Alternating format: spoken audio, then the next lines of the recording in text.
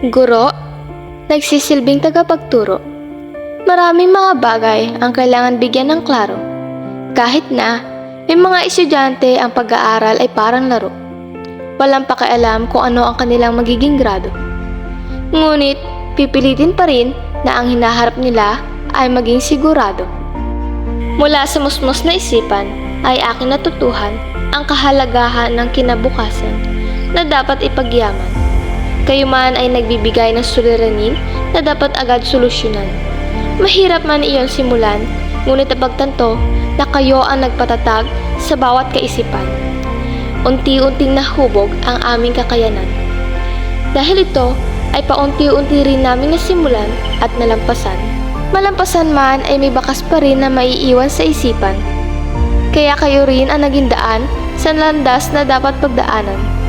Dahil ang kinabukasan ay dapat paghandaan. Kaya sa inyo, lubos na nagpapasalamat. Pinibigay na aral ay maalamat. Kaagapay sa bawat hakbang, gabay ng lahat.